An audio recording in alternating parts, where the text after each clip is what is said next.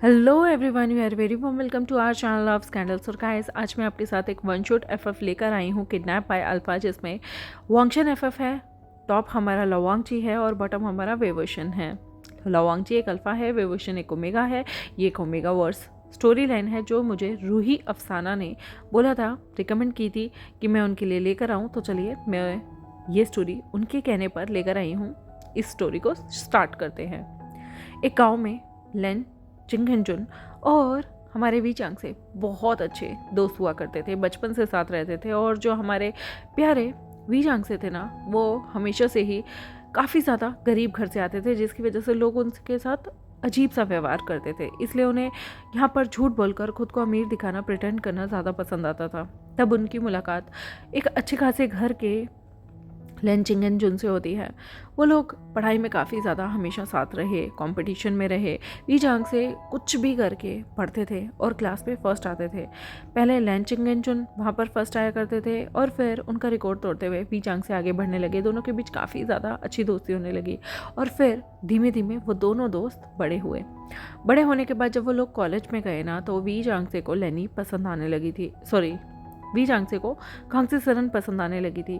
और जो लैन चिंगहनजुन थे ना, उन्हें लेनी पसंद आने लगी थी। इसलिए दोनों दोस्त एक ही टाइम पर शादी करते हैं। और जब वो शादी कर रहे थे ना, तो वो आपस में कहते हैं कि कल को अगर उनके घर अल्फ़ा या ओमेगा बच्चे होंगे ना, तो वो उनकी ज़रूर शादी करेंगे। ऐसे ही करते करते लैन चिंगहनजुन जो थे, उनके घर शादी के जस्ट 1 साल के अंदर ही एक बेटा हो गया था, जिसका नाम उन्होंने लैन शिचैन रखा। लेकिन वी चांगसे और कांगसे सरन के घर वो प्रेग्नेंट तो हुई, पर बच्चा मिसकैरेज हो गया, जिसका दुख काफ़ी ज़्यादा था वे फैमिली को। लेकिन यहाँ पर जो लैन चिंगहनजुन थे ना, उनका अल्फ़ा बेटा, वो तुरंत ही बोलते थे कि कोई बात नहीं, ये भी तो तुम्हारे बच्चे जैसा ही है। वी चांग से मन ही मन काफ़ी ज़्यादा दुखी थे। लेकिन तभी यहाँ पर उन लोगों ने आपस में वादा किया था कि अगर कभी वी चांगसे के अगर ओमेगा बच्चा होगा ना, तो वो अपने बड़े बेटे की शादी उसी से कराएंगे। यहाँ पर उनका बेटा भी छोटा ही था कि लैन चिंगहनजुन को बाहर शहर जाकर काम करने की अपॉर्चुनिटी मिली। वो काफ़ी ज़्यादा मेहनती थे, उनके परिवार ने भी अच्छा खासा पैसा लगाया और उन्हें बाहर शहर भेज दिया था। शहर में वो काफ़ी ज़्यादा काम करने लगे थे। वो लैनलिंग आ गए थे। लैनलिंग में वो काफ़ी ज़्यादा रिच होते गए थे। उन्होंने अपने काफ़ी ज़्यादा फूड का बिज़नेस शुरू कर दिया था। उसके अलावा वो खाने, किराने, होलसेल की मार्केट में बहुत अच्छा नाम कमा रहे थे। उन्होंने बहुत सारे लोगों को जो मटेरियल बाहर से आता था ना, उसको ही अपने गांव के, मतलब आसपास के गांव के लोगों को मटेरियल बनाने के लिए दे दिया था, जिसकी वजह से उन्हें लागत कम पड़ती थी और वो काफ़ी अच्छा बिजनेस कर लेते थे। और इस बिज़नेस को बढ़ाते हुए उन्हें कुछ लोगों की ज़रूरत भी महसूस होती थी। इसलिए उन्होंने यहाँ पर वी चांग से भी बहुत ज़्यादा स्ट्रगल कर रहे थे, पर उनकी फैमिली की फाइनेंशियल कंडीशन वैसे भी ठीक नहीं थी। इसलिए वो सोचते थे कि यहाँ से बाहर ही चले जाएंगे, क्योंकि जो बहुत लोग थे ना, वो उन्हें थोड़ा नीची नज़रों से देखते थे, क्योंकि वो गरीब थे। वो अपने फाइनेंशियल कंडीशन को बहुत ज़्यादा ठीक करने की कोशिश कर रहे थे।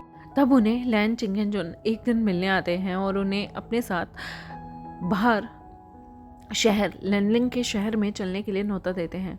यहाँ गुसू में उनके लिए कुछ भी नहीं रखा था। ये एक छोटा सा गांव था, बहुत दूर था। और वी चांग से की वैसे भी जो माता पिता थे ना, वो काफ़ी ज़्यादा बीमार थे और कुछ टाइम बाद उनकी मृत्यु हो गई थी, जिसकी वजह से वी चांग से का यहाँ पर कुछ भी नहीं था। उन्होंने अपनी प्रॉपर्टी बेची और जितना भी पैसा था उसे लेकर लैन चिंगहनजुन के पास शहर लैनलिंग चले गए थे। लैनलिंग में लैन चिंगहनजुन और जो हमारे वी चांग से थे ना, उन लोगों की शादियों को अभी तक 4 साल का समय बीत गया था। यहाँ पर जो लैन शिचैन थे वो 3 साल के थे और तब उनकी माँ ने एक छोटे से अल्फा पुत्र को भी जन्म दिया था, जिसका नाम उन्होंने लवांगची रखा। लवांगची मतलब प्रिंस। तो यहाँ पर एक और अल्फा पुत्र हो जाने की वजह से वी चांग से काफ़ी ज़्यादा दुखी रहते थे। वो इतना ज़्यादा दुखी रहते थे, वो कांगसे सरन को हमेशा ही एक बच्चा पैदा करने के लिए दबाव बनाते रहते थे, जिसकी वजह से वो प्रेग्नेंट तो हुई, पर अफसोस और वो हमेशा ही प्रेगनेंसी में उनका मिसकैरेज हो जाता था, क्योंकि वो कुछ ज़्यादा स्ट्रेस ले लेती थी। जिसके बाद लेनी उन्हें काफ़ी ज़्यादा समझाती हैं कि तुम इतना ज़्यादा स्ट्रेस मत लो। उनका दूसरा बच्चा भी ख़त्म होने की वजह से यहाँ पर वो बहुत ज़्यादा डिप्रेशन में रहने लगी थी, जिसकी उनकी दवाइयाँ चलने लगी थी और डॉक्टर ने फ़िलहाल उन्हें बच्चा करने से मना किया था। और कुछ ही टाइम बाद उन्हें ट्यूबरक्लोसिस भी हो जाता है, जिसके बाद ट्यूबरक्लोसिस ठीक करने की उनकी फिर से दवाइयाँ चलती हैं और तब भी डॉक्टर ने उन्हें और उनके पति को थोड़ा नज़दीक आने से मना किया था। वी चांग से इस बीच ना किसी और से अफेयर रखते हैं और उससे बच्चा करने की कोशिश करते हैं, लेकिन अफसोस की बात ये थी कि जिस ओमेगा के साथ वो इंडल्ज होते थे ना, उस ओमेगा को अपना मेट मिल जाता है और वो वी चांग से कोई बच्चे को जन्म देने की बजाय अपने मेट के साथ भागकर चली जाती है। इसलिए वी चांग से हमेशा फ्रस्ट्रेटेड रहते थे। और यहाँ पर लैन चिंगेजुन ने काफ़ी साल मिलकर, मतलब जब लवांगची की उम्र 12 साल हो गई थी और उसका भाई 15 साल का हो गया था, तब तक उन्होंने बहुत काम किया होता है। वी चांग से ने भी बहुत सारा काम किया हुआ था और यहाँ पर सारी चीज़ें वो लोग मैनेज करने लगे थे। लैन चिंगेजुन सबसे ज़्यादा ना वी चांगसे पे भरोसा करते थे और वी चांगसे का था उनकी वाइफ मिरेकली प्रेग्नेंट हो जाती हैं, जो कि इतने टाइम से बहुत ज़्यादा स्ट्रगल कर रही थी। मतलब इस बीच ना उन्हें काफ़ी ज़्यादा बीमार रहना पड़ा था। 2 मिसकैरेज, ऊपर से ट्यूबरक्लोसिस होना, उसके बाद हर चीज़ से रिकवर होना, फिर उन्हें एक बार विटामिन बी की भी कमी हो गई थी, जिससे जूझते जूझते ना वो बड़ी मुश्किल से ठीक हुई थी और फिर उन्हें प्रेगनेंसी रहती है, जिसमें वी चांग से उनके आसपास नौकरानियाँ रख देते हैं ताकि उन्हें ज़रा सी भी तकलीफ़ ना हो, वो किसी चीज़ के लिए ज़्यादा खड़ी ना हो, काम ना करें, ताकि इस बार प्रेगनेंसी में ना, क्योंकि वो पहले उनकी जो बच्चादानी थी वो काफ़ी ज़्यादा श्रिंक थी, जिसकी वजह से बच्चा ठहरता नहीं था। लेकिन इस बार वो पूरी कोशिश करते हैं कि कुछ भी ऐसा ना हो जिससे बच्चे को नुकसान पहुँचे। और कुदरती बात यही होती है कि वो एक बेटी को जन्म देती हैं, जो कि बहुत ज़्यादा क्यूट था। वांगजी उस बच्चे से लगभग 12 साल बड़ा था और जो शिजन थे वो लगभग 15 साल बड़े थे। तो जो शिजन थे ना, पहले यहाँ पर लैन चिंगेजुन जो थे वो वी चांगसे के ओमेगा पुत्र के साथ शादी तय करना चाहते थे अपने बड़े बेटे की, शिजन की। पर वो देखते हैं कि नहीं, ज़्यादा एज ग्रुप हो जाएगा, तो वो क्या करते हैं, वो लवांगची का जो रिश्ता था, मतलब उस छोटे से बच्चे के लिए दे देते हैं, क्योंकि बचपन से ही उनके जेंडर रिवील हो चुके थे कि वो बच्चा ओमेगा है। तो यहाँ पर वी चांग से पहले तो इस रिश्ते को हाँ कर देते हैं, लेकिन उनके मन में कुछ अलग इरादे चल रहे थे। सब कुछ अच्छे से चल रहा था, लवांगची को भी उस छोटे से ओमेगा से काफ़ी ज़्यादा अटैचमेंट महसूस होने लगी थी। वो हमेशा उसे अपनी गोदी में लेता था, खेलता था उसके साथ, उसे उसके साथ बहुत लगाव हो गया था। लेकिन धीरे धीरे लैन चिंगेजुन को अपने बिजनेस में घाटा होने लगा और तभी वी चांगसे ने भी उनसे दूरियां बढ़ा ली थी। वी चांगसे ने उन जैसा ही एक बिज़नेस और खोल लिया था, जहां पर उन्होंने काफ़ी सस्ते दामों पर उन सभी वर्कर्स को अपने यहाँ अपॉइंट कर लिया जिसे पहले लैन चिंगेजुन रखा करते थे। धीमे धीमे सारे प्रोजेक्ट जो कि लैन चिंगेजुन के थे ना, वो उनके राइवल ने गुस्सा आकर सारे के सारे प्रोजेक्ट वी चांगसे को देने शुरू कर दिए थे, जिसकी वजह से लैन चिंगेजुन दिन प्रतिदिन जिस दोस्त को वो यहाँ लेकर आए थे उसकी वजह से बहुत ज़्यादा डिप्रेशन में आना शुरू हो चुके थे। अब तो वे फैमिली के घर में लैन फैमिली अगर जाती भी थी तो वो लोग कभी दरवाज़ा नहीं खोलते थे। लवांगची जिसे वेवोशन के साथ रहना खेलना बहुत अच्छा लगने लगा था, उसे वेवोशन से मिलने को भी नहीं मिलता था। वो काफ़ी बार जाता भी था पर कोई दरवाज़ा नहीं खोलता था। और यहाँ तक कि लैनलिंग के जो अभी ये लोग आउटर एरिया में रहते थे ना, वहाँ से सीधा वी चांग से सीधा पोर्श एरिया में जाकर शिफ्ट हो गए थे और उन्होंने अपने बिजनेस को बाकी के जिन फैमिली के साथ मिलकर एक्सपेंड करना शुरू कर दिया था। अब लवांगची और आउटर एरिया में रहते थे लैनलिंग के। धीमे धीमे लवांगची ने देखने लगा कि उसके पिता की बिजनेस में लॉस होने की वजह से डिप्रेशन में जाते जा रहे हैं और धीमे धीमे उनकी तबीयत भी ख़राब होना शुरू हो गई थी। और एक वक्त ऐसा आया था कि उनका पूरा दिवालिया निकल गया था। उन्होंने मार्केट से बहुत सारा पैसा उठाया था अपने कुछ काम के लिए, लेकिन आउटर स्कर्ट्स में गलती से बाढ़ आ गई और उसके पिता ने जितना भी पैसा उठाया हुआ था ना, वो सारा पानी में बह गया। बाढ़ की वजह से उनका सारा सामान बर्बाद हो गया, जिसकी वजह से उसके पिता के जितनी भी उन्होंने प्रॉपर्टी जोड़ी हुई थी, जो भी उन्होंने चीज़ें बनाई थी, वो सारे बैंक वाले ले गए थे। अब वो बेचारे रास्ते पर आ गए थे। ये सदमा तो लैन चिंगेजुन कभी बर्दाश्त ही नहीं कर पाते और उनकी डेथ हो गई थी। उनकी डेथ के बाद अब जो लैन शिचेन थे वो 18 साल के हो गए थे और लवांगची जो था वो धीमे धीमे करके 15 साल का हुआ था। उसे चीज़ें समझ में आ रही थी कि क्या चल रहा है और यहाँ पर क्या चीज़ें हो रही हैं। और अब वेवोशन भी 3 साल का हो गया था, वो बिल्कुल अलग रहता था। और यहाँ पर लैन शिचेन के अपनी उसकी मॉम अब बीमार रहना शुरू हो गई थी। उनकी पिता की डेथ के बाद डिप्रेशन में रहती थी, जिसकी वजह से वो बहुत ज़्यादा एक्सेस में काम किया करते थे। और लवांगची जो था ना, वो अपनी पढ़ाई कंप्लीट कर रहा था। धीमे धीमे इन दोनों भाइयों की लाइफ बहुत ज़्यादा स्ट्रगल से भर चुकी थी, बहुत ज़्यादा। मतलब जब लैनशिचन 20 साल के हो गए थे ना, उन्होंने पढ़ाई भी अपनी आधे में छोड़ दी थी और छोटी मोटी जगह पर मजदूरी करके अपना घर चलाने लगे थे। लेनी को वहाँ पर बड़ी मुश्किल से रखा जा रहा था, क्योंकि पति की मृत्यु के बाद वो थोड़ी सी पागल सी हो गई थी, डिप्रेशन में चली गई थी। लवांगची ने भी अपनी पढ़ाई छोड़कर धीमे धीमे काम करना शुरू कर दिया था। उसने अपनी पढ़ाई भी कंप्लीट नहीं की थी। उसे बहुत ज़्यादा गुस्सा आता था, क्योंकि वो देखता था कि उसका भाई जो है वो दिन रात पागलों की तरह काम करता है और घर को चलाने की कोशिश कर रहा है। उसकी माँ बहुत ज़्यादा बीमार पड़ जाती हैं, डिप्रेशन से बिल्कुल पागल हो चुकी थी, जिनकी दवाइयाँ ही यहाँ पर उन दोनों भाइयों को, ज़्यादा पढ़ाई की नहीं हुई थी, कोई काम ज़्यादा दे नहीं रहा था। लवांगची ने तो अपनी 12th भी कंप्लीट नहीं की थी। कम से कम ये सहूलियत कहीं ना कहीं लैनशिचन को तो मिली थी। उन्होंने 12th तक तो पढ़ाई की थी, लेकिन लवांगची ने 10th के बाद ही अपना स्कूल छोड़कर छोटी मोटी जगह काम करना शुरू कर दिया था। उनकी ज़िंदगी के हालात इतने ज़्यादा ख़राब हो गए थे ना कि अब उन्हें डर लगने लगा था। उनकी कुछ पुश्तैनी ज़मीन थी जो कि गुसू में थी, तो यहाँ पर लैनशिचन सोचते हैं कि वो गुसू जाएंगे और वहाँ पर अपनी जो ज़मीन है ना उसका सौदा कर देंगे, ताकि कुछ पैसे मिलेंगे जिससे वो अपनी माँ का इलाज करेंगे और कुछ भी करके लवांगची को उसकी 11th-12th कंप्लीट कराएंगे। लैनशिचन एक दिन अपनी माँ से आशीर्वाद लेते हैं। उनकी माँ तो डिप्रेशन में ही रहती थी, दवाइयाँ खा के सोती रहती थी, तो वो लवांगची को बोलकर सीधा वहाँ से निकल जाते हैं। और वो ना बस से निकलते हैं कि मैं जैसे तैसे करके पैसा बचाकर सीधा बस से गुसू जाऊंगा, गुसू में जो भी ज़मीन पड़ी है वो बेच दूंगा। पर जैसा कि कभी कभी जो हम सोचते हैं वो होता नहीं है। लैनशिचन जिस बस में बैठ कर गए थे ना, उसका बड़ी ही मुश्किल से कुछ ही दूरी पर जाने के बाद एक्सीडेंट हो जाता है। दरअसल वो आगे से आने वाली एक बहुत ही बड़ी ट्रक के सामने आ गई थी, जिसका बैलेंस बचाते बचाते वो जो गाड़ी थी ना वो रोड से पलट ही गई थी। और पलटने के बाद वो नीचे थोड़ी खाई जैसी एरिया में गिर गई थी।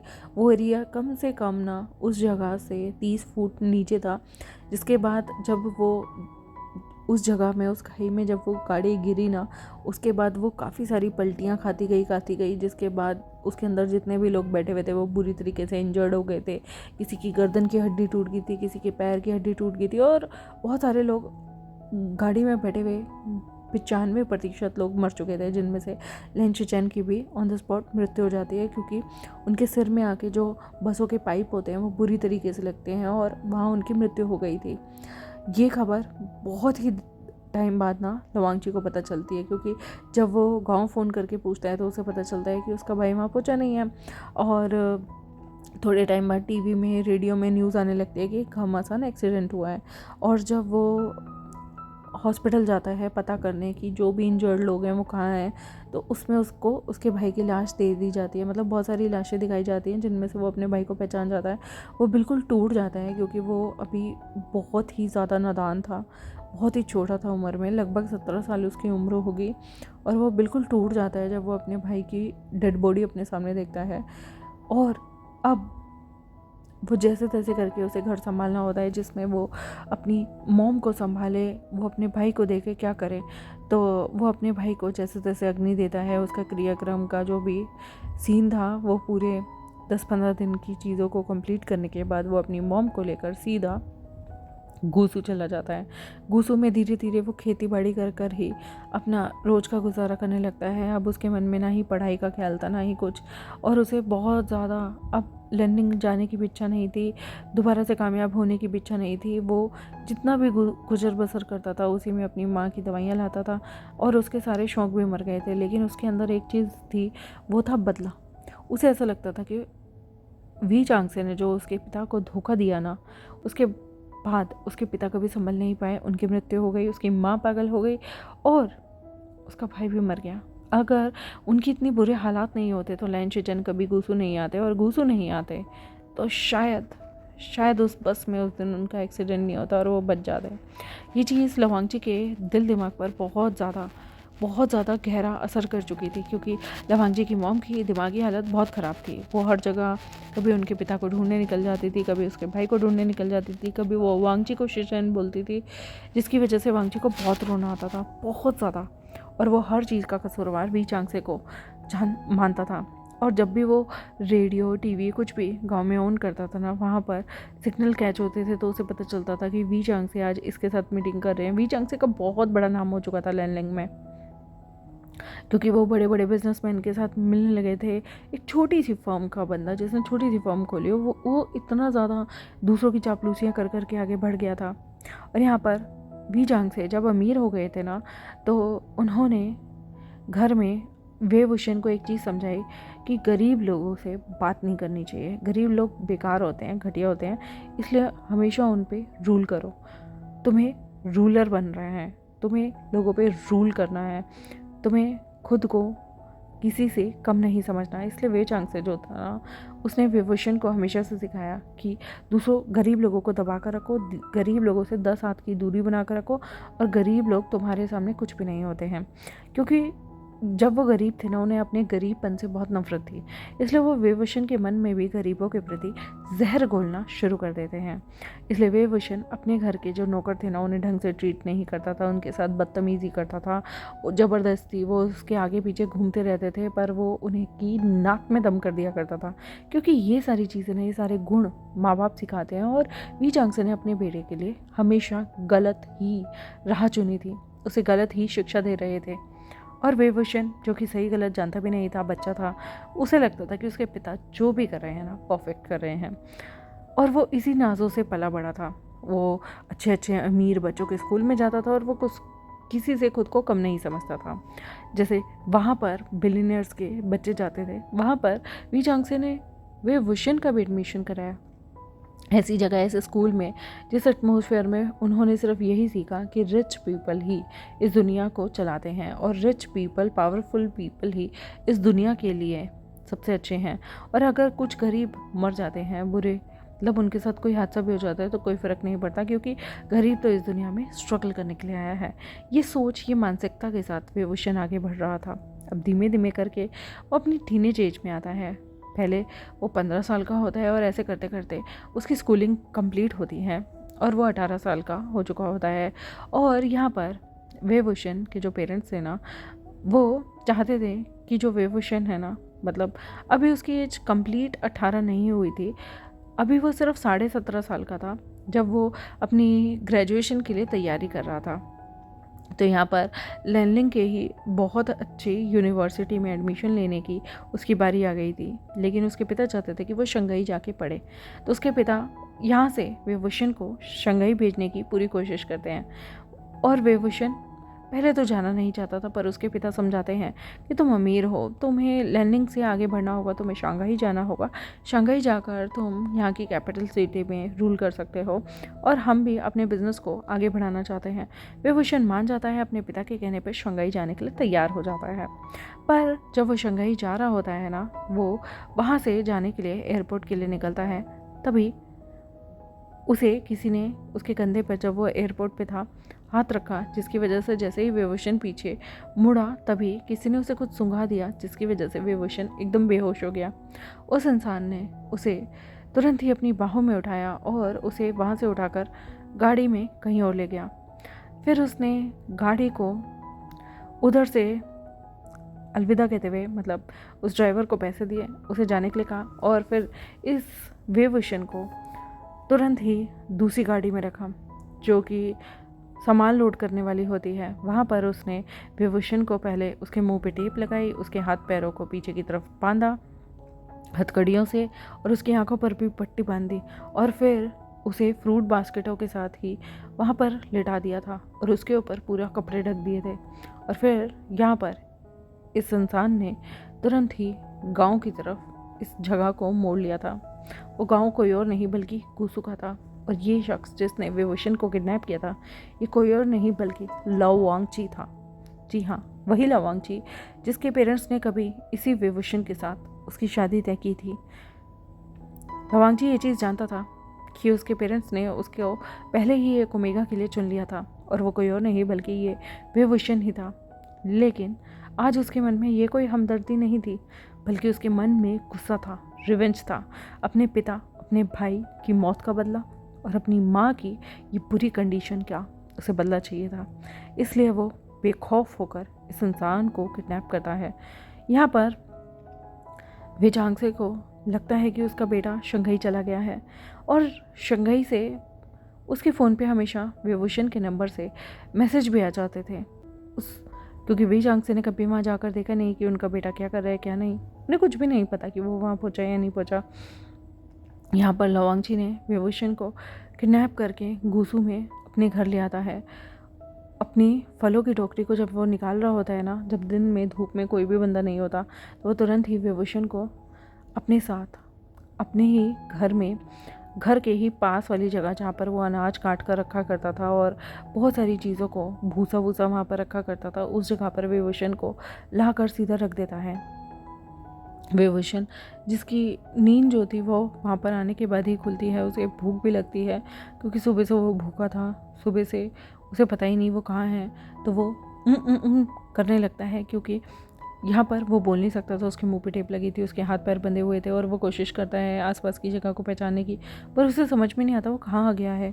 उसे थोड़ी घबराहट होती है, उसके दिल में थोड़ा अजीब सा महसूस होता है कि क्या किसी ने उसे किडनैप कर लिया है, क्या कोई उसका फ़ायदा उठाएगा, उसे मार डालेगा या उसको फिरौती के लिए इस्तेमाल करने वाला है। उसके मन में हज़ारों तरह के प्रश्न थे, लेकिन ये दरवाज़ा किसी ने खोला ही नहीं था। पूरी रात उसके पेट में चूहे दौड़ते रहते हैं और उसे बहुत ज़्यादा भूख लग रही होती है, लेकिन कोई भी दरवाज़ा खोलने नहीं आया था।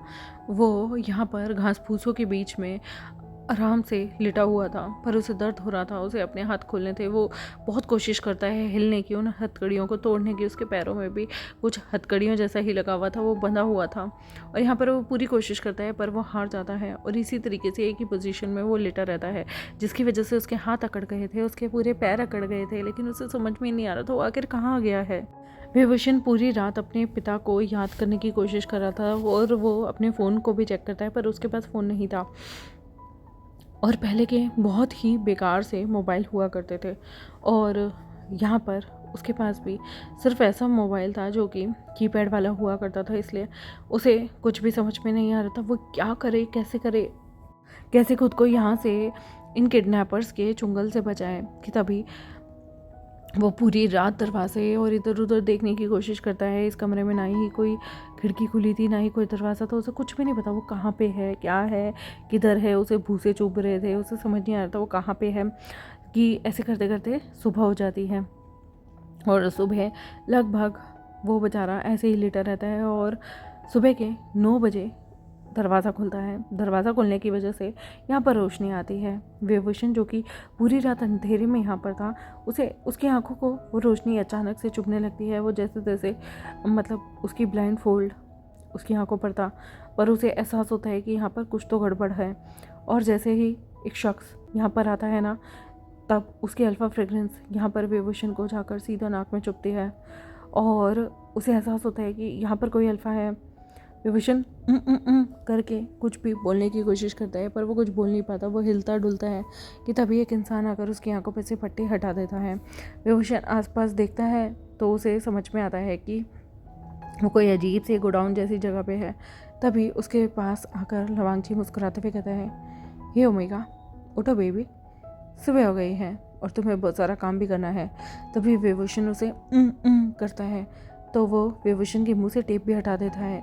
विभूषण चैन की सांस लेता है और कहता है, मैं कहाँ हूँ, मेरे डैड कहाँ हैं, उन्हें बुलाओ प्लीज़, मुझे यहाँ से छुड़वाओ, मुझे नहीं पता मैं यहाँ कैसे आ गया हूँ, प्लीज़ मुझे मेरे घर जाने दो, मैं शंघाई जा रहा था, कौन हो तुम, कौन हो और मुझे यहाँ कौन लेकर आया है। तभी वो कहते हैं, रिलैक्स हो जाओ, मैं तुम्हें यहाँ लेकर आया हूँ और अब तुम्हें यहीं रहना होगा।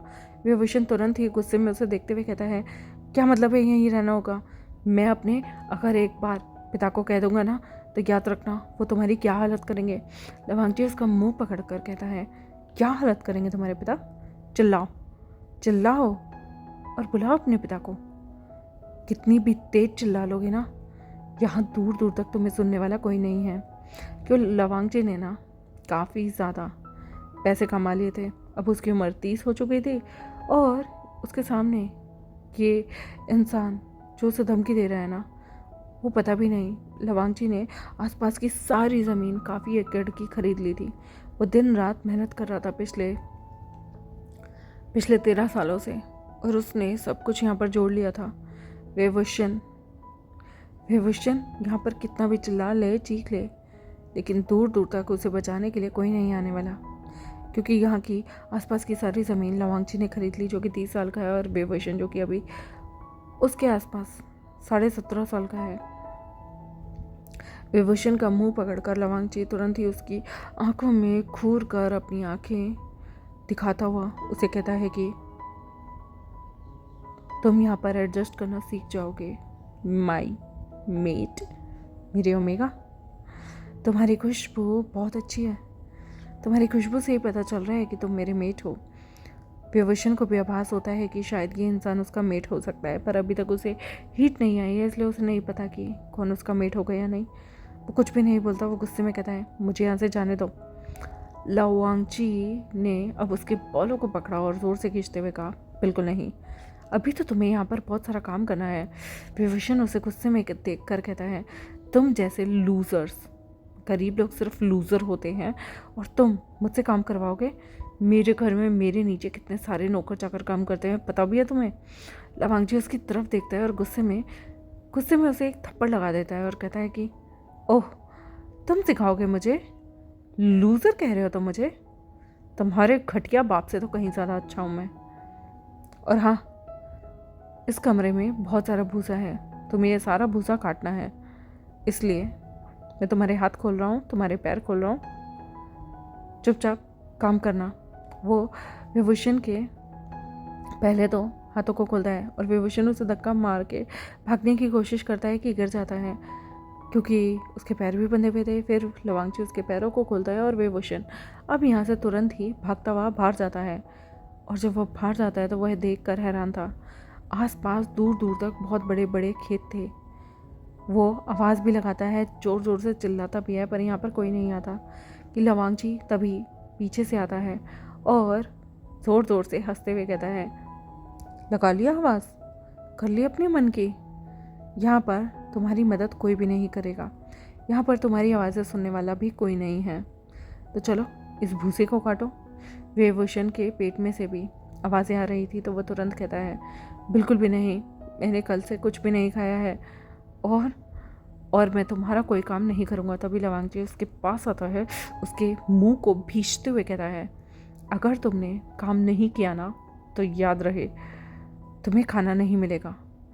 वेवुशन तुरंत ही वहाँ से भागने की कोशिश करता है, तो लवांगची उसके हाथों को अपने हाथों से खींच कर अपनी तरफ लाता है और कहता है यहाँ से जाने की सोचना भी मत, याद रहे अगर तुम यहाँ से जाने की सोचोगे ना, तो मैं तुम्हारे साथ बिना हीट में तुम्हारे आए ही मीटिंग करना शुरू कर दूँगा और फिर तुम्हें प्रेग्नेंट कर दूँगा। तो याद रहे अगर तुम यहाँ से भागे तो मैं तुम्हें दुनिया के किसी भी कोने में तुम छुप जाओगे ना, वहाँ से पकड़ के ले आऊँगा। और वैसे भी तुम्हारे माता पिता ने बचपन में ही तुम्हारी शादी मुझसे तय कर दी थी, तो इसलिए तुम मुझसे दूर नहीं भाग सकते। हम अब कुछ भी कह लो पार्टनर्स हैं। वेवुशन ने गुस्से में कहा मैं नहीं मानता इन चीज़ों को। तो लवांगची ने तुरंत ही उसके बालों को ज़ोर से पकड़ा, खींचा, उसे अपनी तरफ करते हुए कहा अच्छा नहीं मानते तुम, रुको तुम्हारी हेकड़ी निकालनी पड़ेगी। उसने पास से ही एक अजीब सी चीज़ निकाली जो कि बेल्ट जैसी लग रही थी। उसने ज़ोर से ज़मीन पे मारते हुए कहा करोगे या नहीं काम। वेवुशन डर गया और बोला कि नहीं करूँगा। उसने तुरंत ही ज़ोर से उस बेल्ट को फिर से ज़मीन पे मारा और कहा कि अगली बार ये बेल्ट तुम्हारे टांगों की चमड़ी उधेड़ देगी, बताओ काम करोगे या नहीं। वेवुशन डर गया और तुरंत बोला हाँ करूँगा, क्या करना है। लवांगची फिर उसे कैसे उस तूड़े को बारीक बारीक पीसते हैं वो सिखाता है। वेवुशन को कुछ समझ नहीं आ रहा था, पर वो डर के मारे सब चीज़ें आराम से करने लगता है। वो उस तूड़े को लेकर बारीक बारीक पीसना शुरू कर देता है, बारीक बारीक काटना शुरू कर देता है।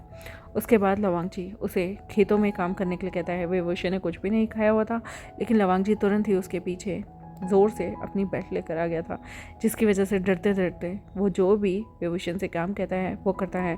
पहले तो वो बहुत ज़्यादा नखरे करता है, लेकिन फिर लवांग जी उसके पास और भी ज़्यादा मोटे से हंटर को लेकर आ गया था, जिसकी वजह से डरते हुए विभूषण सारे काम करता है।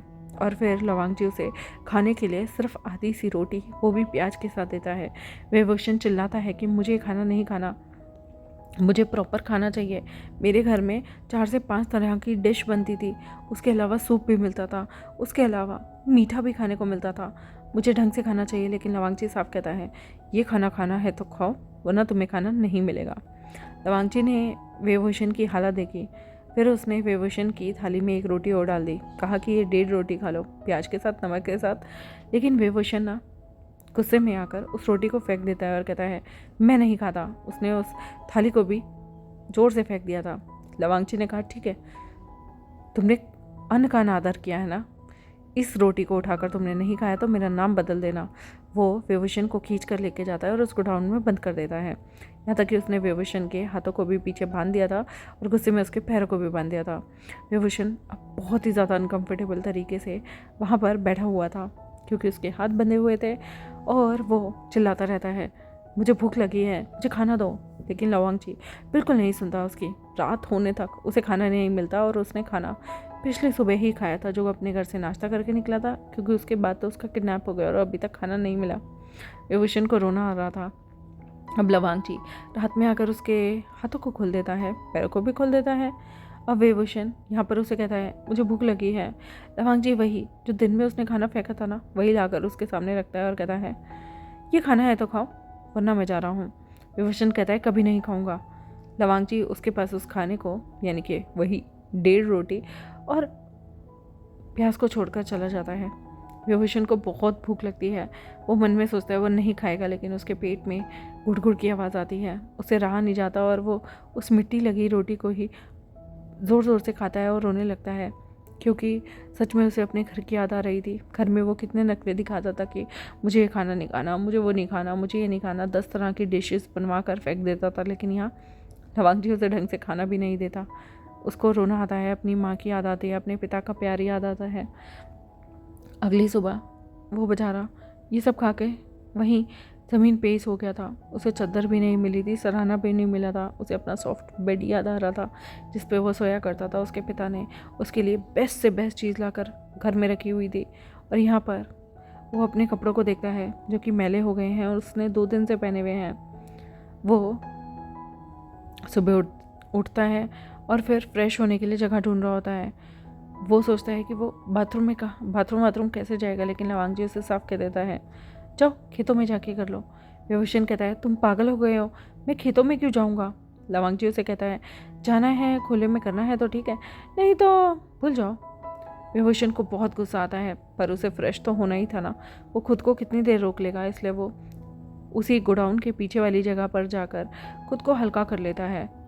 फिर उसे याद आता है कि वो पानी लाना तो भूल गया। वो यहाँ पर आवाज़ लगाता रहता है लवांग जी को।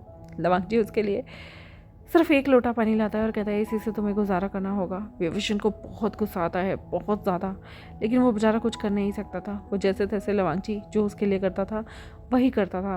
विभूषण लवांग जी से कहता है कि मुझे नहाना है, तो लवांग जी कहता है, पास में ही नहर है, जाके उसमें नहा लो। विभूषण कहता है, पर मैं बाथरूम में नहाना चाहता हूँ। लवांग जी कहता है, नहर में नहाना है तो ठीक है, वरना तुम्हारे लिए यहाँ एक्सक्लूसिव बाथरूम तो मिलेगा नहीं। विभूषण बहुत ही ज़्यादा गुस्से में आ चुका था और फिर वो लवांग जी के साथ उस नहर के पास गया। लवांग जी ने यहाँ पर विभूषण अपने धीमे धीमे कपड़े उतारता है, लवांग जी को दूसरी साइड जाने के लिए बोलता है। लवांग जी ने उधर पहले से ही एक डंडा लगाकर, मतलब 2 डंडे लगाकर, थोड़ा चेंजिंग रूम टाइप में वहाँ पर कपड़ा लगाया हुआ था, जिसके पीछे जाकर विभूषण ने अपने सारे कपड़े उतारे और पास की नहर में नहा रहा था। वो वहाँ पर एक जगह ट्यूबवेल टाइप में थी जिसमें थोड़ा पानी एकत्रित हो रहा था और उसी में विभूषण नहा रहा था कि तभी लवांग जी ने उसके जितने भी अच्छे कपड़े थे ना विभूषण के, वो वहाँ से चुरा लिए और वहाँ पर बिल्कुल नौकरों वाले कपड़े रख दिए थे, जिसमें ब्राउन कलर का एक ट्राउज़र सा था, मतलब एक सूती ट्राउज़र, और बिल्कुल अजीब सी बेज कलर की एक शर्ट सी थी। शर्ट भी कैसी थी, मतलब उसका वी नेक था और थोड़ा सा वो हाफ स्लीव्स में थी। जो कि एक कुर्ती जैसी लग रही थी और बड़ी ही अजीब सी थी, शॉर्ट कुर्ती जैसी। और यहाँ पर विभूषण इस तरह के कपड़े बिल्कुल नहीं पहनता था, इसलिए वो जब नहाकर बाहर निकला तो वो अपने कपड़े ढूंढने लगा। एक तो उसके कपड़े गंदे थे, और जब उसने ये कपड़े देखे ना, उसने तुरंत ही कहा मेरे कपड़े कहाँ हैं। लवांगची ने कहा तुम्हें ये नौकरों वाले कपड़े पहने होंगे, अगर नहीं पहने तो ठीक है, ये कपड़े भी ले जाता हूँ और फिर तुम्हें बिना कपड़ों के यहाँ घूमना होगा। लेकिन तभी विभूषण तुरंत ही उन कपड़ों को अपने सीने से लगाता है और पहन लेता है, क्योंकि वो इस अल्फा के सामने नेकेड नहीं हो सकता।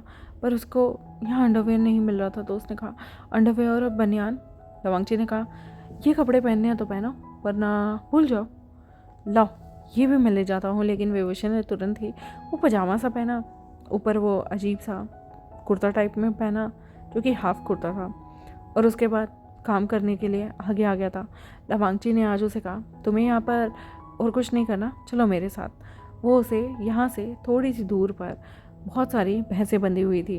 विभूषण को कहता है जाओ इस तसले में उन सबका गोबर उठाओ, क्योंकि हमें उस गोबर को थोड़ा सुखाना है, उसके उपले बनाने हैं, उसके अलावा उस गोबर की खाद भी बनेगी। विभूषण तुरंत कहता है गोबर मैं उठाऊंगा, कभी भी नहीं।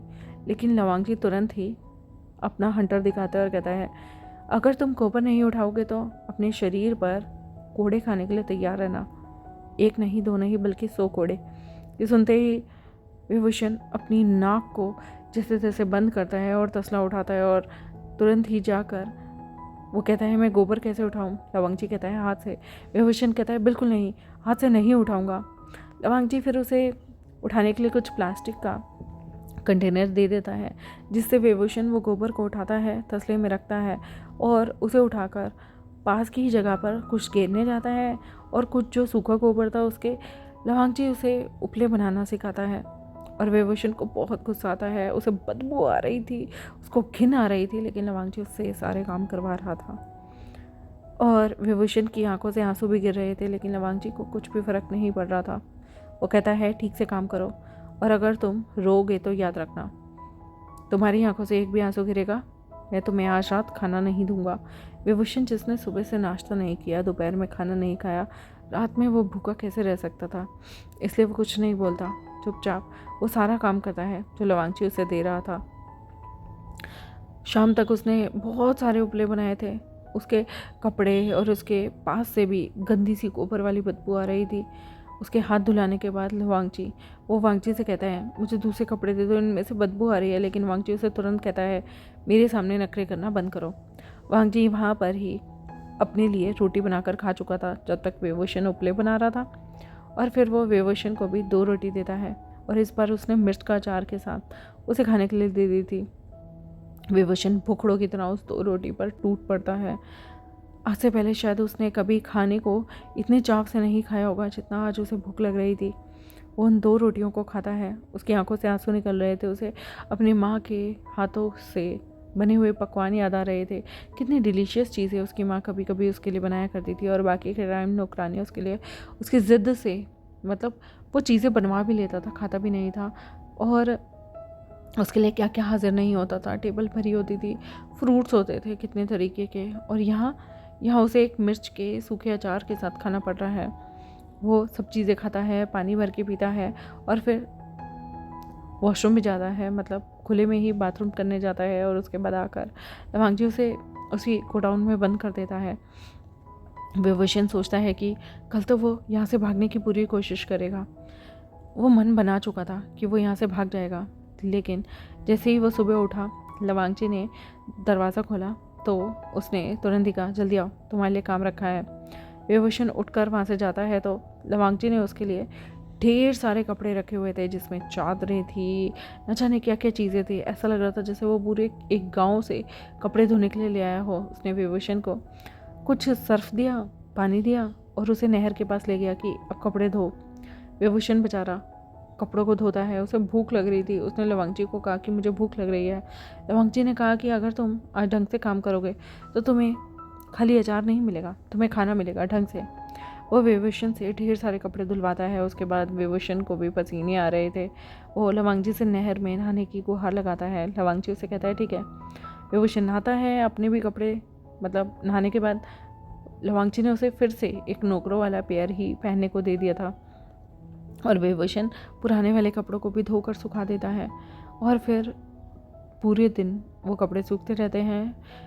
बहुत सारे कपड़े धोने की वजह से विभूषण को काफ़ी ज़्यादा भूख लगी थी, इसलिए लवांग जी आज उसके लिए फ्रूट में खाने के लिए केले लेके आया था। उसने विभूषण जो कि कभी एक केला खाता था, आधा केला खाता था, आधा फेंक देता था, वो बेचारा आज वांग जी ने उसके लिए 6 केले लेके आया था, मतलब आधा दर्जन। विभूषण इतना भूखा था कि वो 6 के 6 केले सटक गया था, खा गया था एक बार में। उसे कोई फ़र्क नहीं पड़ रहा था कि कोई क्या कहेगा, क्या देखेगा, वो मोटा होगा या नहीं होगा, उसे इतनी भूख लगी थी। अब लवांग जी मुस्कुराता है, फिर उसे कहता है कि चलो भैंसों का दूध निकालना है। यहाँ पर वो वापस जाता है, भैंसों का दूध निकालना लवांग जी उसे सिखाता है। कभी उसके मुंह पे ही धार मार देता था, कभी कुछ खूब पंगे लेता है और विभूषण को दूध निकालना सिखाता है।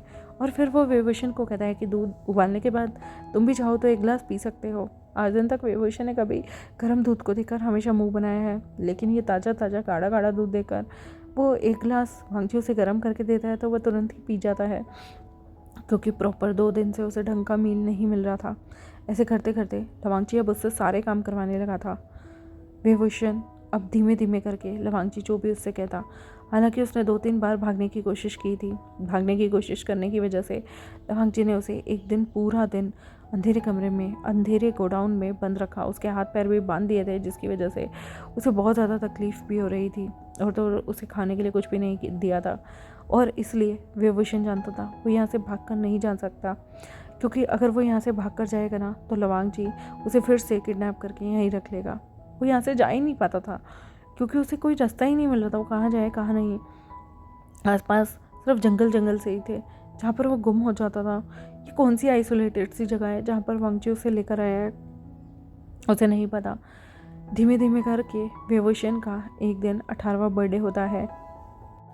वो जब से घुस हुआ है ना, उसे कुछ भी नहीं पता कि आज कौन सी डेट है, क्या नहीं है। लेकिन सुबह सुबह लवांग जी उसके लिए दरवाज़ा खोलता है और विभूषण को यहाँ पर कुछ खाने के लिए नई चीज़ लेकर आया था वांग जी। तो विभूषण उसे पूछता है ये क्या है, तो लवांग जी से बताता है कि ये ना खीस है। खीस वो होती है जब एक ब्याई जो गाय होती है ना, या जो भैंस होती है, जब वो पहला दूध देती है ना, तो वो बहुत ज़्यादा गाढ़ा होता है, जिसे फाड़ कर खीस बनती है। और उसी खीस को वो यहाँ लेकर आया था और विभूषण को खिलाता है और कहता है तुम्हें पता है ये सबसे ज़्यादा स्पेशल है और मैं तुम्हारे लिए इसलिए लेकर आया हूँ क्योंकि आज एक बहुत बड़ा दिन है।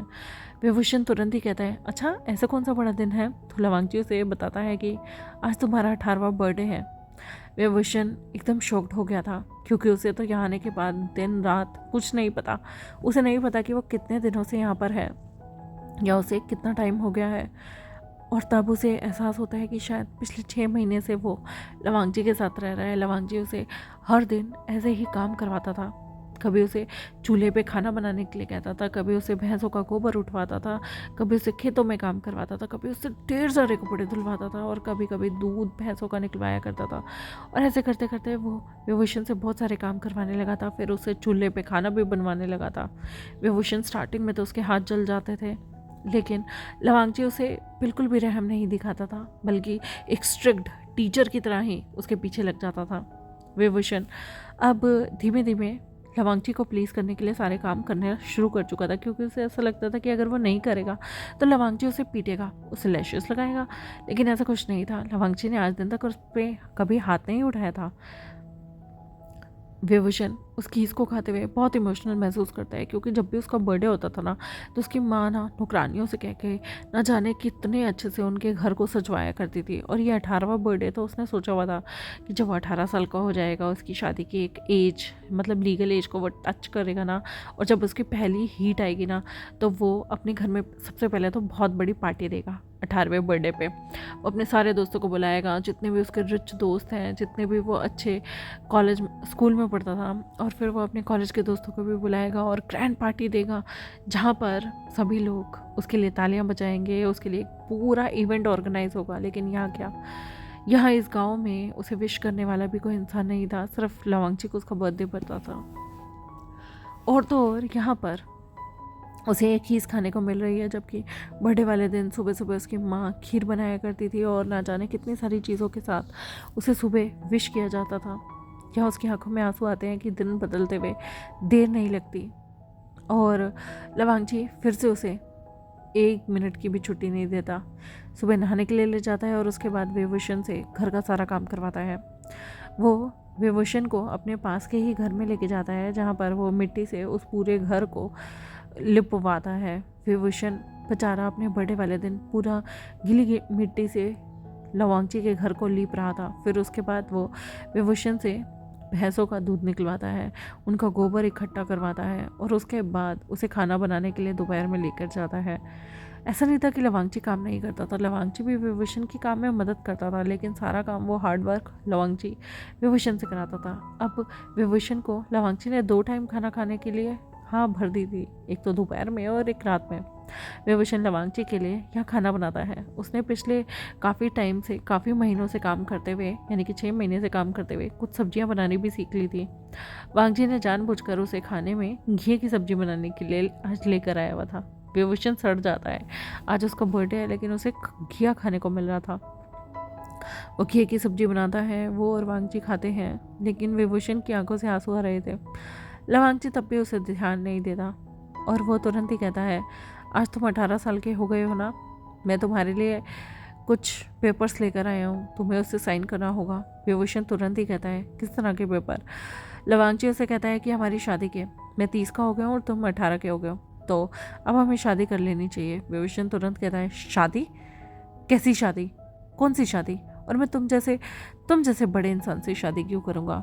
लवांगची कहता है, तुम्हारे पेरेंट्स और मेरे पेरेंट्स ने पहले ही हमारी शादी तय कर दी थी, तो आज जब तुम 18 साल के लीगली हो गए हो तो तुम मुझसे मैरिज कर सकते हो।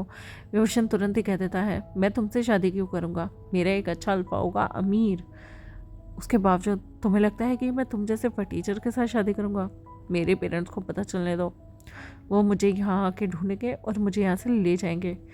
मैं तुम जैसे बेकार इंसान से शादी क्यों करूँगा? लवांगची को बहुत गुस्सा आता है सुन के कि विभूषण किसी और अल्फा से शादी करना चाहता है। वह तुरंत ही उसे देख कर स्मित करता है और कहता है, देखते हैं तुम किसी और से शादी करोगे या नहीं। लवांगची वहाँ से चला गया था। रात में, मतलब विभूषण ना शाम के टाइम खेतों में काम करता रहता है और थक जाता है पूरी तरीके से, हाथ मुँह धोकर घर आ जाता है। लवांगची आज रात में उसके लिए खाना बनाता है। उसने खाने में रात में फिर से दाल घिया बना दिया था। जो सुबह दाल घिया जो था वो विभूषण ने बनाया था, उसी को मिलाकर दाल में उसने दाल घिया बना दिया था, रोटी बना दी थी और वो विभूषण के लिए खीर बना कर लेकर आता है और विभूषण को कहता है, ये देखो मैं तुम्हारे लिए क्या लेकर आया हूँ। तुम्हारी माँ हमेशा तुम्हारे बर्थडे पर खीर खिला के तुम्हारा मुँह मिटा कर आती थी ना, तो मैं भी तुम्हारे लिए खीर बना कर लाया हूँ। विभूषण तुरंत ही बड़े चाव के साथ, क्योंकि उस खीर में से बहुत अच्छी खुशबू आ रही थी, वो उसे खाने लगता है और वो खाना भी पूरा खाता है। दोनों साथ बैठकर खाना खाते हैं और विभूषण ने वो जो खीर खाई थी उसके बाद उसे थोड़ा हॉट अपनी बॉडी में महसूस होने लगता है। उसे ऐसा लगता है कि पता नहीं क्या हो रहा है, उसे बहुत ही ज़्यादा हॉट महसूस हो रहा है। लवांगची अब मुस्कुराता है और कहता है, जाओ तुम सो जाओ, और वो वहाँ से उस गोडाउन को बंद करके चला जाता है। लेकिन लवांगची तो चला गया था, पर विभूषण को लवांगची के फेरोमोन्स महसूस हुए और यहाँ पर उसे बहुत अजीब लगता है। उसे अपनी बॉडी में पूरी ईचिंग सी होने लगती है, इसलिए वो पहले तो समझ नहीं पाता क्या हो रहा है, लेकिन धीमे धीमे जब उसे गर्मी लगती है तो वो अपनी शर्ट को उतार देता है और फिर उसने जो ट्राउज़र सा पहना हुआ था वो भी उतार देता है। अब उसे महसूस होता है कि जो उसकी लोअर बॉडी है ना वो कठोर हो रही है और उसकी बॉडी में से भी चिकनाहट निकल रही है, जिसके बाद उसे नहीं पता उसे क्या करना चाहिए। वो अपने छोटी सी कठोरता को हिलाता रहता है, वो अपने हाथ से उसे मसलता है, रगड़ता है और फिर हिलाता है, लेकिन उसे नहीं पता उसकी सांसें तेज होती हैं, उसे क्या करना चाहिए क्या नहीं। और उसकी लोअर बॉडी से भी अचानक से बहुत सारे चिपचिपे पदार्थ निकल रहे होते हैं, जिसके बाद वो अपनी आंखें बंद करता है और गहरी गहरी सांस लेते हुए अल्फा अल्फा करने लगता है।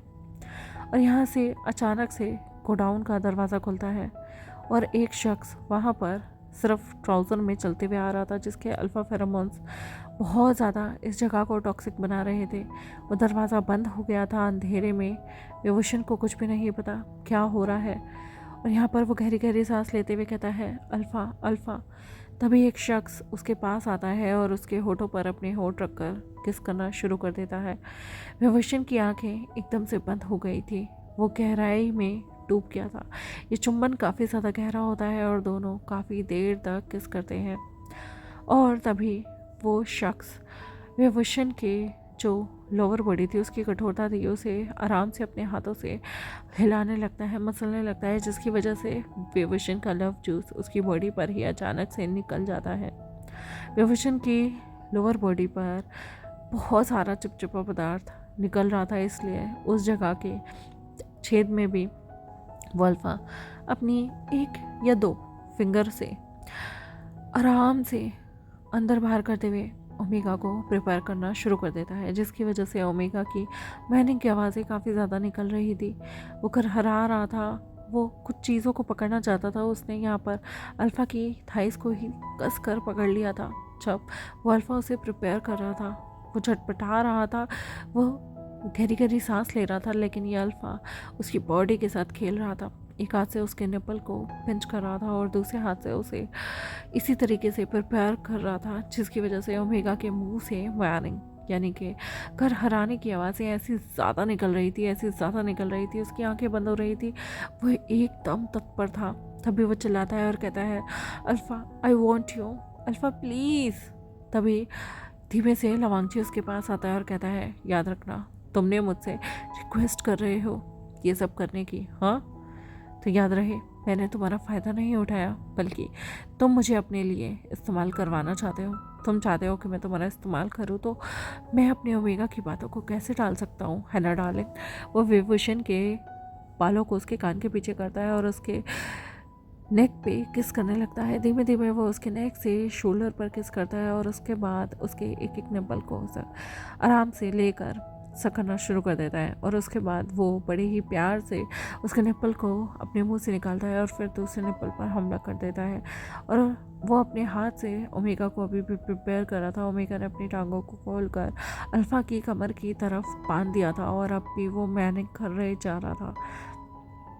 धीमे धीमे अपनी लोअर बॉडी की कठोरता, जो कि ओमेगा की कठोरता से लगभग 3 गुना बड़ी है, उसे लवांगची ने ओमेगा के धीमे धीमे छेद पर रगड़ना शुरू कर दिया था, जिसकी वजह से ओमेगा की सांसें हैवी होने शुरू हो गई थी। विभूषण गहरी गहरी सांस ले रहा था, उसकी आंखें बार बार बंद हो रही थी और लवांगची धीमे धीमे खुद को उसकी बॉडी के अंदर ढालना शुरू कर देता है, जो कि काफ़ी ज़्यादा ओमेगा के लिए दर्दनाक था। पर उसकी चिकनाहट की वजह से उन दोनों की बॉडी की फ्रिक्शन काफ़ी ज़्यादा हो गई थी। लवांगची ने काफ़ी ज़्यादा झटके लगा के खुद को ओमेगा की अंदर पाया था। वो अपनी कठोरता को ओमेगा के बॉडी के छेद के अंदर महसूस कर सकता था और चिकनाहट इतनी ज़्यादा निकल रही थी कि दोनों एक दूसरे के साथ जब रोमांस करना शुरू कर चुके थे ना, घमासान तरीके से अपने प्यार को कर रहे थे, अपनी गतिविधियों को तेज़ी से निपटा रहे थे, तब ओमेगा के मुंह से लगातार करहराने की आवाज़ निकल रही थी। और लवांगची इस चीज़ को काफ़ी इन्जॉय कर रहा था। उसने इस पोजीशन में काफ़ी देर तक ओमेगा को प्यार करते हुए नोट कर दिया था। पहले तो उसने इसी पोजीशन में ओमेगा को नोट किया, फिर उसके बाद उस ओमेगा को तुरंत ही अपनी बाहों में उठाया और खुद ज़मीन पर लेट गया और फिर उसे अपने बैठ कर ही सेकंड राउंड करने के लिए मजबूर कर दिया। ओमेगा की मुंह से करहराने की आवाज़ें निकल रही थी और वह कूदकर अपने रोमांस को और भी ज़्यादा सडक्टिव बना रहा था और भी ज़्यादा सेक्सी बना रहा था। दोनों इस चीज़ का कहीं ना कहीं लुत्फ़ उठा रहे थे और ये काफ़ी ज़्यादा मज़ेदार था। जब उनका सेकेंड राउंड भी ख़त्म हुआ तो दोनों टूट कर एक दूसरे की बाहों में जाकर लेटे हुए थे। हुआंगची और विभूषण अभी भी कनेक्टेड थे, दोनों हटे नहीं थे कि हुआंगची और विभूषण एक दूसरे से हल्के हल्के धीमे धीमे अलग होते हैं। और फिर हुआंगची ने विभूषण को अपने साथ खड़ा किया। विभूषण से चला नहीं जा रहा था, पर वो उसे पास में दीवार तक लेकर गया और दीवार के पास ले जाकर उसने दीवार के सामने ही ओमेगा को झुकाया और कहा कि अब मैं तुमसे जो करने जा रहा हूँ ना, उसमें तुम्हें पेन होगा लेकिन प्लेजर भी बहुत ज़्यादा महसूस होगा। वो पीछे से ही ओमेगा के साथ प्यार करने लगा और इस पोजीशन में ओमेगा को दर्द भी हो रहा था, लेकिन लवांगची ने कहा कि झुको, 90 डिग्री का एंगल बनाओ। और उसी तरीके से विभूषण ने भी झुककर 90 डिग्री का एंगल बनाया। तो उसने कहा कि दीवार का सहारा न लेके अब सिर्फ अपने घुटनों को पकड़ो और इस पोजीशन में उसने ओमेगा के साथ रोमांस करना शुरू किया। पहले तो विभूषण के लिए इस पोजीशन में खड़े होना बहुत ज़्यादा डिफ़िकल्ट था, लेकिन धीमे धीमे उसे मज़ा आने लगा। उसने अपने ही घुटनों को तेज़ी से पकड़ा, एक हाथ से दीवार को पकड़ा और ओह माय गॉड, लवांगची की स्पीड काफ़ी ज़्यादा तेज़ थी, जिसकी वजह से दोनों ही काफ़ी घमासान तरीके से प्यार कर रहे थे। और थर्ड राउंड होने के बाद ही लवांगची और विभूषण जाकर लोटस पोजीशन में बैठ गए थे, जिसमें विभूषण का चेहरा लवांगची के चेहरे के सामने था। दोनों एक दूसरे की एक तरह से गोद में इंटरवाइन हुए थे। और फोर्थ जो उनका राउंड था वो ऐसे ही वो दोनों एक साथ कर रहे थे। विभूषण की करहराने की आवाज़ें निकल रही थी, पूरे कमरे में गूंज रही थी और लवांगची उसे नोट पर नोट करता जा रहा था। उसने हर राउंड के बाद विभूषण को बिना किसी प्रिकॉशन के नोट किया था और अपने लव जूस को भी उसके अंदर खूब भर दिया था, इतना कि विभूषण अपने ही अल्फा के बीजों से भरा हुआ महसूस कर रहा था। अगले 5 दिन तक विंग और लवांगची एक दूसरे के साथ पूरा टाइम रोमांस ही करते रहते थे। लवांगची बाहर जाता था गेट को बंद करके और खाने के लिए एक दूसरे के लिए सामान लेकर आता था, कुछ पानी लेकर भी आता था, एक दूसरे की बॉडी को क्लीन करता था और फिर कुछ ही घंटों के अंतराल में वो लोग रेस्ट करके सोकर अपनी गतिविधि को फिर से शुरू कर देते थे। और लगभग एक दिन में कम से कम 4 से 5 राउंड रोमांस करने के बाद दोनों थक कर एक दूसरे के आगोश में सो जाया करते थे, एक दूसरे के साथ सपनों में लीन हो जाया करते थे। इसी तरीके से 5 दिन ओमेगा की हीट चली थी और अल्फ़ा भी अपनी रट में आकर उन 5 दिनों बहुत ज़्यादा रोमांस करता है। और उसके बाद विभूषण और लवांगची अपने होश में आए थे। छठे दिन विभूषण को लवांगची को फेस करने में बड़ी ही ज़्यादा प्रॉब्लम हो रही थी, शर्म आ रही थी, उसे बहुत ज़्यादा अनकम्फर्टेबल लग रहा था, लेकिन लवांगची उसके साथ बिल्कुल शेमलेस था। वो विभूषण को अपने साथ नहर में ले जाने के लिए भी लाया था। उसे तुरंत ही विभूषण के सामने अपने सारे कपड़े खोल दिए थे और विभूषण उसे अभी भी टकटकी लगा कर देख रहा था, फिर मुंह मोड़ लेता, फिर देखता। और यहाँ पर लवांगची की कठोरता को भी अभी भी वो फड़फड़ाते हुए देख सकता था, इसलिए वो दोनों नहर में गए। यहाँ पर विभूषण नहर में चारों तरफ बाउंड्री हुई थी, उसकी तरफ मुंह करके उस बाउंड्री की तरफ वो बाहर की तरफ देख रहा था कि पीछे से अचानक से लवांगची उसके पीछे आकर खड़ा हो गया और तुरंत ही उसकी नेक को किस करने लगा। विभूषण ने कहा कि क्या कर रहे हो? लवांगची ने कहा कि थोड़ा बेंट हो जाओ, मैं यहाँ पर तुम्हारे साथ रोमांस करना चाहता हूँ। विभूषण ने रोकने की कोशिश की कि नहीं, कोई देख लेगा। लवांगची ने कहा कि यहाँ दूर दूर तक कोई नहीं है और वो पीछे से आकर विभूषण के अंदर अपनी कठोरता डालकर रोमांस करना शुरू कर चुका था। विभूषण को भी दर्द हो रहा था, पहले तो हल्का हल्का, लेकिन धीरे धीरे उसके भी लव जूस निकलने लगा, जिसके बाद वो भी उस चीज़ को एंजॉय करने लगा। और लगभग 10 मिनट तक इसी तरीके से एंजॉय करने के बाद अल्फा ने ओमेगा के गर्भ को नोट कर दिया था। अब विभूषण गहरी गहरी सांस ले रहा था और फिर लवांगची ने तुरंत ही उससे खुद को अलग करने के बाद उसे अपनी तरफ मोड़ा और उसे अपनी गोद में उठाया और तुरंत ही उसकी पीठ को, जो वहाँ पर चार दीवारी हुई थी, उसके साथ रखकर उसने सेकेंड राउंड भी शुरू कर दिया था। विभूषण जो कि यहाँ नहाने आया था, लेकिन अब वो दोनों किसी और चीज़ का ही लुत्फ़ उठा रहे थे। और ये सब करने के तुरंत बाद ही सेकेंड राउंड होने के बाद वो दोनों पानी से बाहर आ गए थे। विभूषण पानी से ऑलमोस्ट क्लीन हो गया था, लेकिन प्रॉपर तरीके से नहीं हुआ था, पर वो इसी तरीके से अपने अल्फ़ा के जूस को महसूस करना चाहता था। वो आकर कपड़े पहनता है, दोनों कपड़े पहनकर अब रेगुलर काम के लिए निकल गए थे। लवांगची पहले जो उसे डराता था, अब उसके साथ मिलकर काम करने लग गया था। विभूषण को भी लवांगची की गेस्चर काफ़ी ज़्यादा अच्छा लगने लगा था। वो धीमे धीमे करके लवांगची के लिए सारा कुछ करने लगा था। लवांगची जो कि आज रात भी गोडाउन में विभूषण जब सोने जा रहा था तो उसे अपनी तरफ पकड़ के खींचता है और कहता है, वाह मत सो, चलो जो ये मेरा घर है यहाँ चलते हैं। विभूषण आज दिन तक लवांगची के घर नहीं गया था, उसने कभी सोचा ही नहीं, उसके दिमाग में ही नहीं आया, या फिर वो कुछ ज़्यादा ही डम था। इसलिए लवांगची आज उसे अपने घर लेकर जाता है। विभूषण की आंखें एकदम फटी की फटी रह गई थी। जब वो उसके घर जाता है ना, तो बहुत ही सिंपल घर था। वहाँ पर 3 मटकियाँ रखी हुई थी, जहाँ पर लवांगची उसे बताता है कि एक मटकी में उसके जो पिता है ना, उनकी अस्थियाँ हैं और दूसरी मटकी में उसके बड़े भाई की अस्थियाँ हैं। तो यहाँ पर विभूषण पूछता है, ये तीसरी मटकी ये किसके लिए है? तो लवांगची यहाँ पर सैड होकर बताता है कि उसकी माँ की ही पिछले साल मृत्यु हो गई थी, इसलिए ये मटकी में उनकी एशेज़ हैं। विभूषण थोड़ा सैड हो जाता है क्योंकि उसके पास तो पूरा परिवार था, लेकिन लवांगची के पास कोई भी नहीं है। लवांगची के कंधे पे हाथ रखते हुए कहता है, तुम्हें बुरा मानने की ज़रूरत नहीं। लवांगची विभूषण को तुरंत ही गोद में उठाता है और कहता है, मैं बुरा नहीं मान रहा हूँ। उसे बिस्तर पर लेकर जाता है और उसके 2 मिनट बाद ही दोनों के कपड़े ज़मीन पे पड़े हुए थे और दोनों ही अपनी लेट नाइट एक्टिविटी में इंडल्ज हो गए थे। आज लवांगची ने विभूषण के कंधे पर ज़ोर से बाइट करके उसे अपना मार्क दे दिया था। अब ओमेगा चाहकर भी किसी और का नहीं हो सकता, इसलिए लवांगची भी ओमेगा को खुद को बाइट करने की एक परमिशन देता है, जिसके बाद दोनों ही अब सोलमेट बन चुके हैं, बॉन्डेड हो चुके हैं। सुबह विभूषण और लवांगची उठते हैं। विभूषण सुबह जल्दी उठ गया था, इसलिए खुद को साफ करने के बाद वो ब्रेकफास्ट बनाने के लिए चला गया था कि अचानक से उस जगह, उस गांव में बहुत सारी गाड़ियाँ आ जाती हैं और जिनमें से 2 गाड़ी पुलिस की थी और एक गाड़ी में उतर रहे थे वीजांग से। वीजांग से तुरंत ही जैसे ही विभूषण को देखते हैं, जिसने बिल्कुल भिखारियों जैसे कपड़े पहने हुए हैं, वो भाग कर आते हैं और कहते हैं, विभूषण मेरे बेटे क्या हुआ है तुम्हें? यहाँ पर लवांगची बाहर निकलता है और कहता है, कौन है आप? वीजांग से कहते हैं, तुमने मेरी बेटी को किडनैप किया, तुम इसे यहाँ लेकर आए हो। लवांगची ने तुरंत ही विभूषण को अपनी तरफ खींचते हुए कहा, एक्सक्यूज़ मी, ये मेरा मेट है। यहाँ पर वीजांग से कहते हैं, तुम्हारी हिम्मत कैसे हुई मेरी बेटी को अपना मेट कहने की? तुम, यू बास्टर्ड, यू भिखारी, तुम्हारे जैसे इंसान का वो मेट कैसे हो सकता है? तभी लवांगची उसे अपना मेट साइन दिखाता है और विभूषण का भी, और कहता है कि ये देखिए, ये मार्क्स जो हमारी बॉडी पे पड़े हैं, ये साफ दर्शा रहे हैं कि हमने एक दूसरे को मार्क कर दिया है, तो हम बॉन्डेड मेट्स हैं।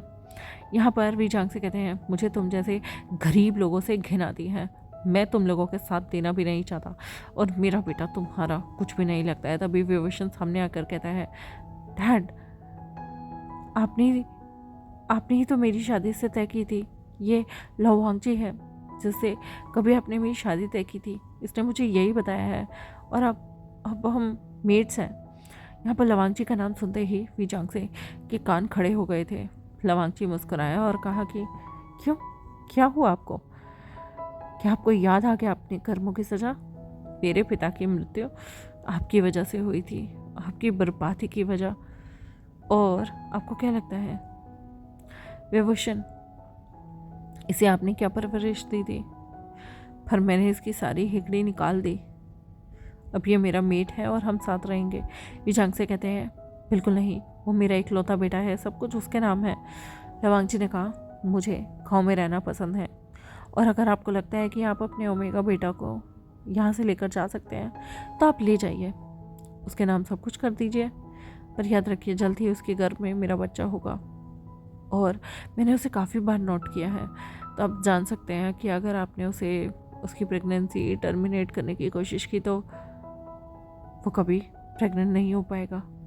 ये सुनते ही यहाँ पर वीजांग से एकदम हैरान रह गए थे।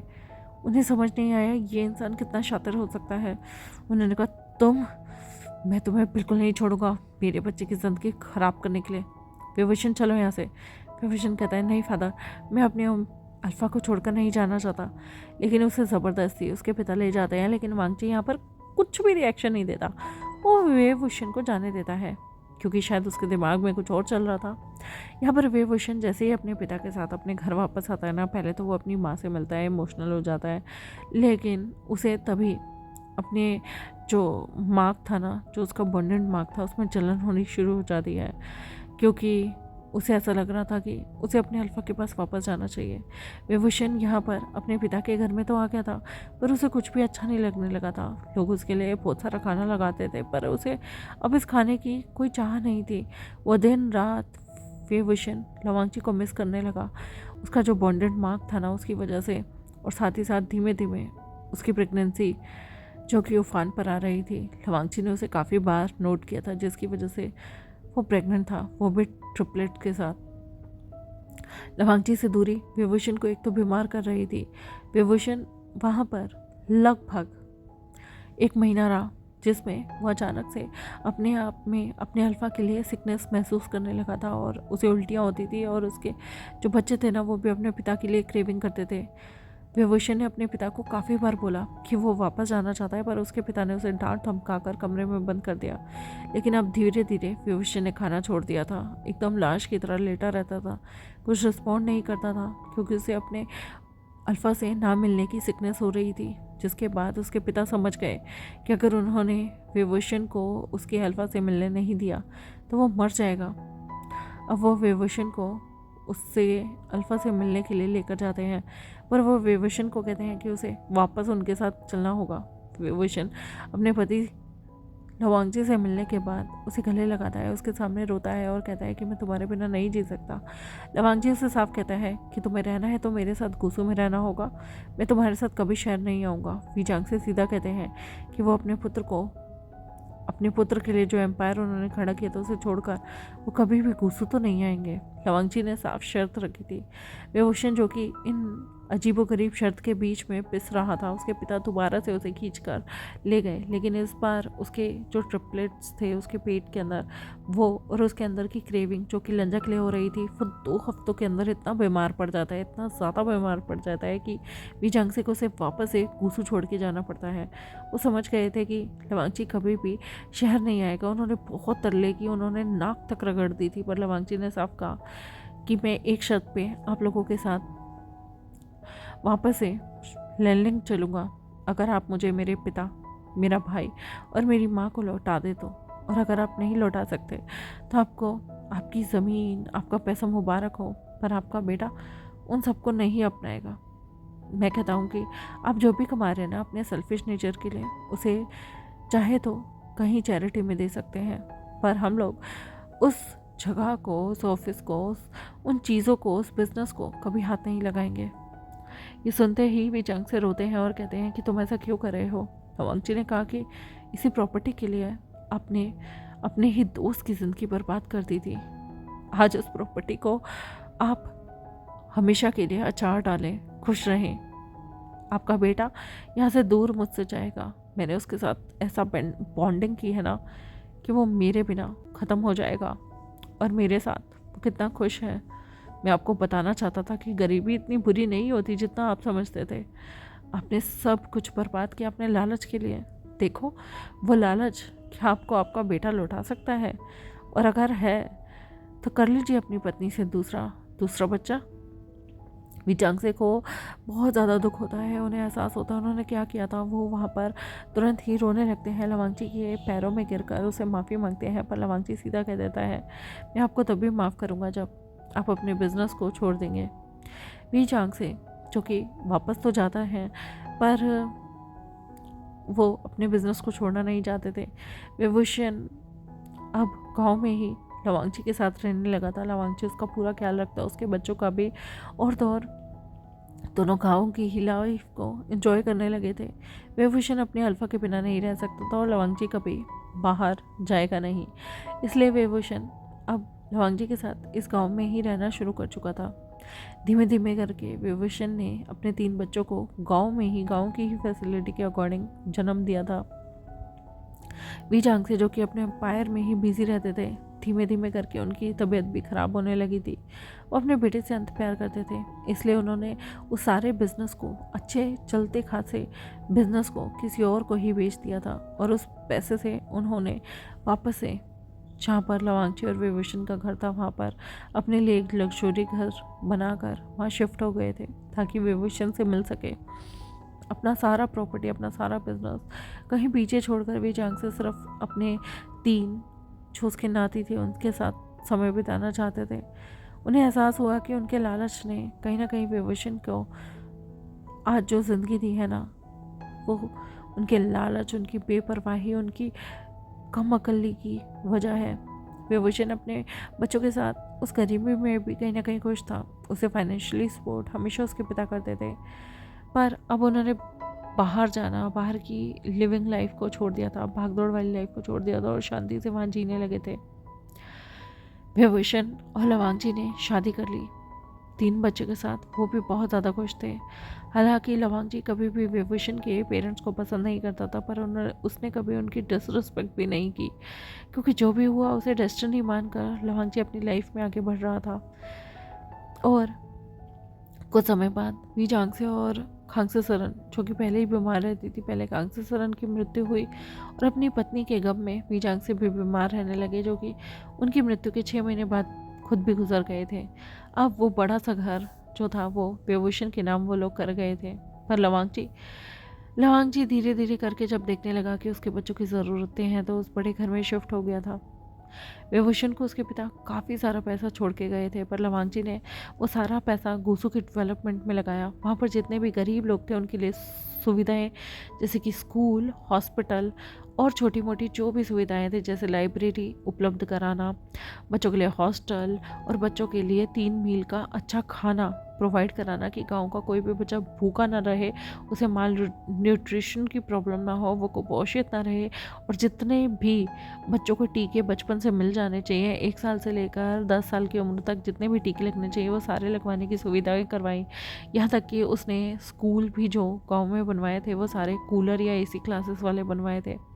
बहुत कुछ किया उसने उन पैसों से। वो चाहता तो उस पैसे का इस्तेमाल अपने अपने खुद के निजी कामों के लिए कर सकता था, अपने निजी ग्रोथ के लिए कर सकता था, लेकिन नहीं, उसने गरीबों के लिए वो चीज़ की। और यहाँ पर ये प्यारी सी स्टोरी ख़त्म होती है, जहाँ पर विभूषण के बच्चे बड़े हो चुके थे और वो भी अपने पिता की तरह ही, अपने ओमेगा और अल्फा दोनों पिता की तरह समाज सुधारक का काम करते हैं।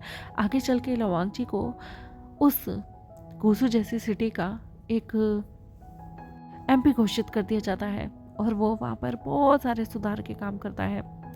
आई होप आपको ये वाली स्टोरी अच्छी लगी हो। अच्छी लगी मेरे चैनल को सब्सक्राइब, वीडियोस को लाइक, बेल आइकन को प्रेस कर दें। मिलते हैं आपसे नेक्स्ट स्टोरी के साथ, तब तक के लिए बाय बाय।